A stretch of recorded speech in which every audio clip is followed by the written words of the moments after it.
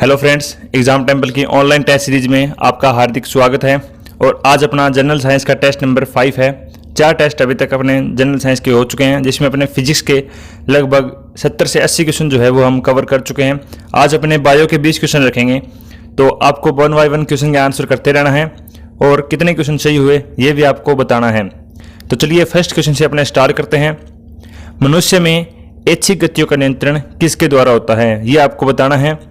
निम्न ऑप्शन आपके लिए दिए गए हैं: सेरेब्रम, थायराइड, सेरिबेलम, इनमें से कोई नहीं। मस्तिष्क के कौन से भाग के द्वारा मनुष्य में ऐच्छिक गतियों का नियंत्रण होता है, यह आपसे पूछा गया है। इजी सा क्वेश्चन है और क्वेश्चन का आंसर करते हुए साथ ही वीडियो को कर देना है एक लाइक, और चैनल पर नए आए हो तो सब्सक्राइब करके बेल आइकन को कर लेना है ऑन, ताकि आपको नोटिफिकेशन मिल जाए। तो इसका राइट आंसर क्या है?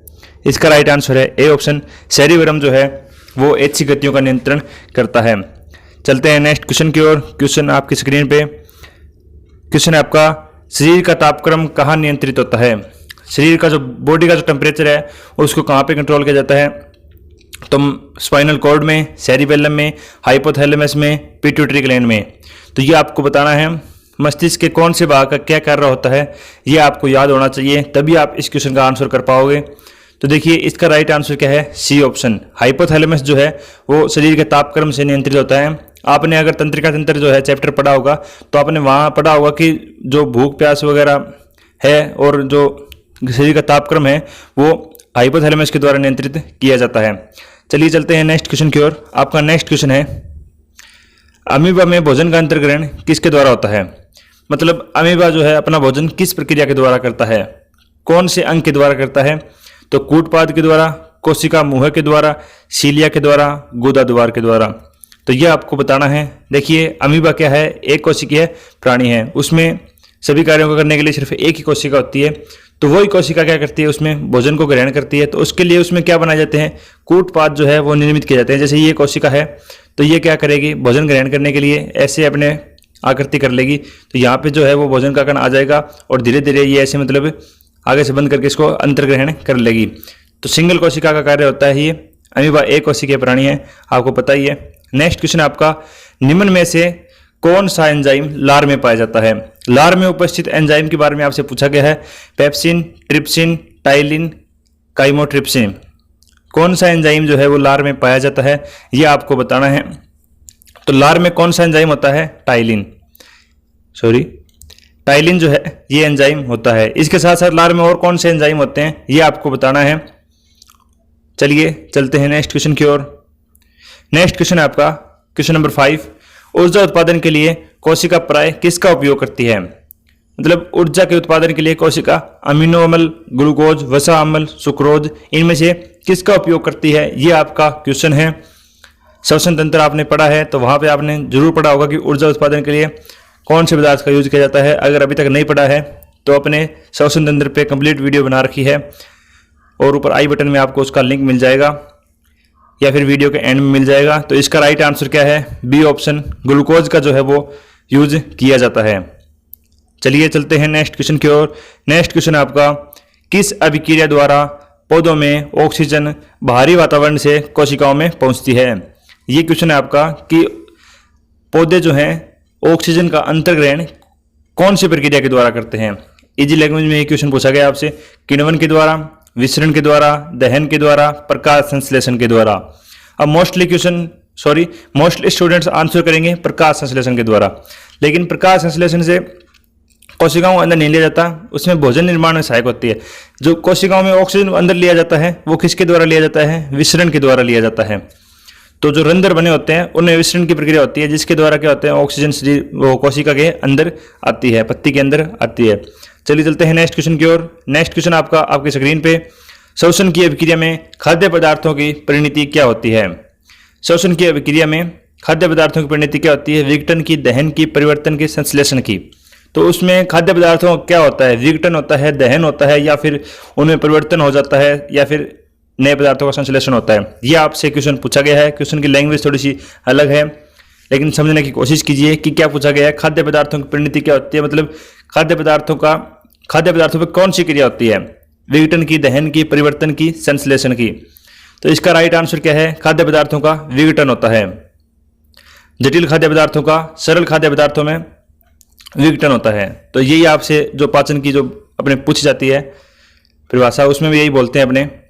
अगला क्वेश्चन है आपका, मनुष्य के मस्तिष्क की सबसे बाहरी झिल्ली कौन सी है? मनुष्य के जो शरीर मस्तिष्क का जो आवरण है उसकी जो सबसे बाहरी झिल्ली होती है वो आपसे पूछा गया है। पियामीटर, मीटर, ड्यूरामीटर, एरेक्वेनोइड। तो ये आपका क्वेश्चन है।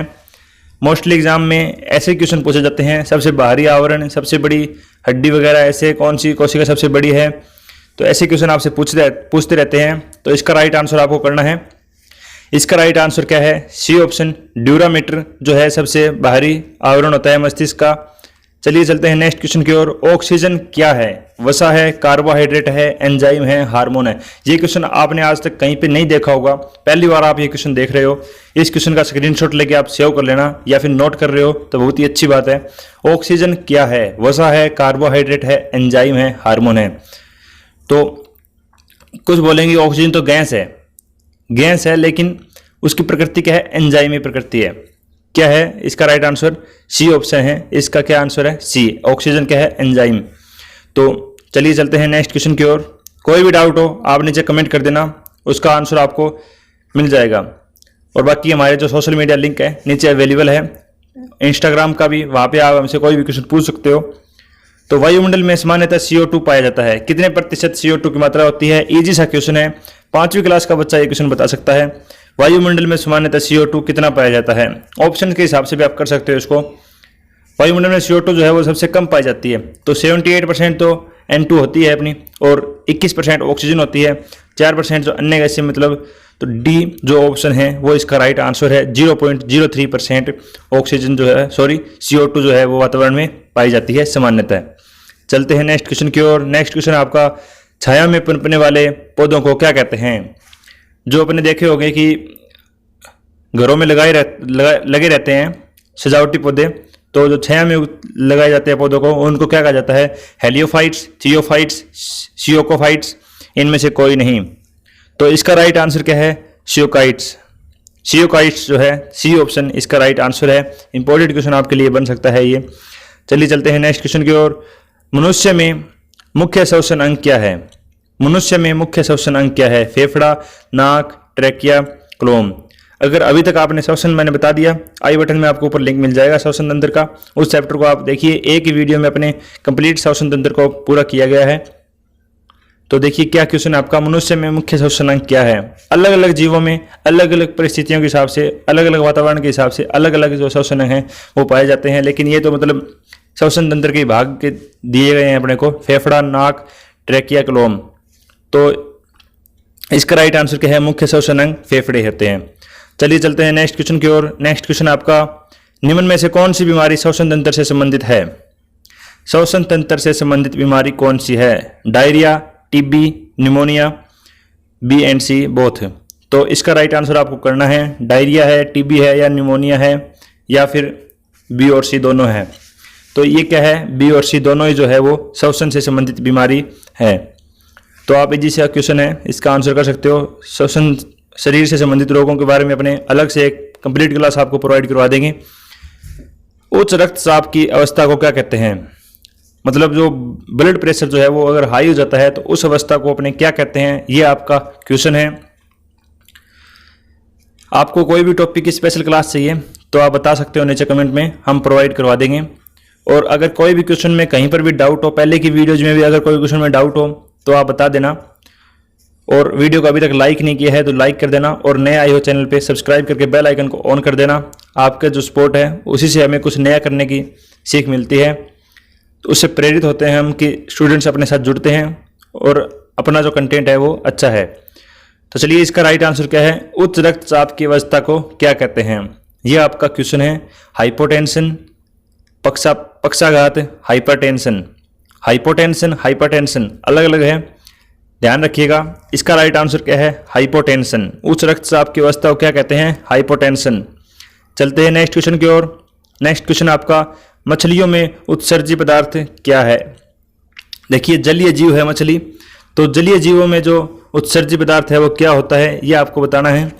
अलग अलग जलीय जीव, स्थलीय जीव और जो उभयचर होते हैं उनमें अलग अलग प्रकार के उत्सर्ज्य पदार्थ जो है वो पाए जाते हैं। तो इसका राइट आंसर आपको बताना है अमीनो अम्ल है, यूरिक अम्ल है, यूरिया है, अमोनिया है।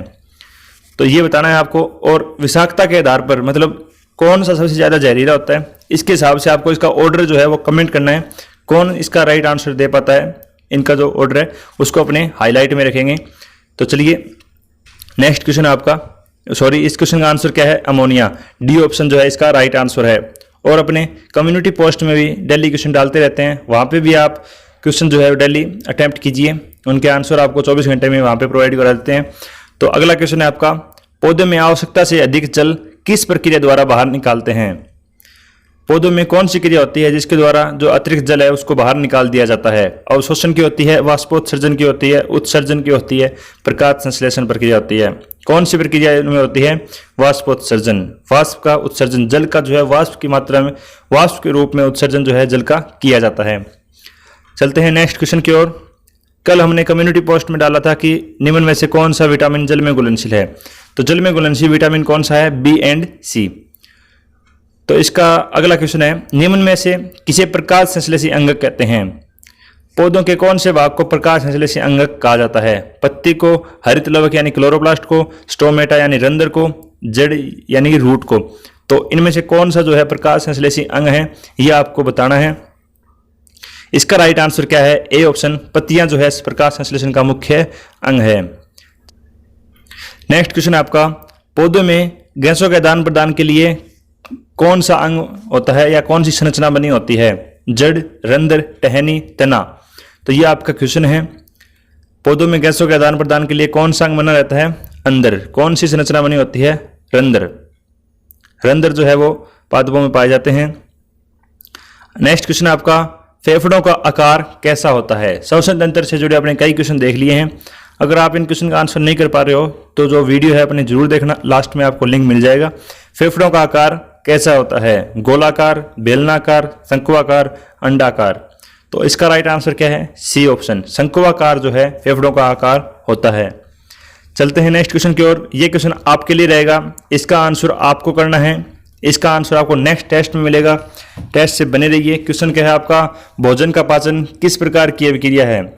उपचयन, संयोजन, अपचयन, विस्थापन। यह आपका क्वेश्चन है, क्या कि भोजन का पाचन किस प्रकार की अभिक्रिया है। आशा करते हैं आप इसका आंसर जरूर करोगे और नेक्स्ट टेस्ट में जरूर आओगे। चैनल पर नए आए हो तो सब्सक्राइब करके बेल आइकन को ऑन कर लेना। जीके की टेस्ट सीरीज के 8 टेस्ट जो है अपने हो चुके हैं, जल्दी उसका 9वां टेस्ट हो जाएगा। डेली 8 बजे यहाँ पे टेस्ट होगा आपका, आपको बार बार बताना नहीं पड़े, आप डेली आ जाना 8 बजे। तो चलिए देखते रहिए, सीखते रहिए। हम ऐसे ही आपके लिए वीडियो जो है नॉलेजेबल अपलोड करते रहते हैं यहाँ पे। चलिए, थैंक यू।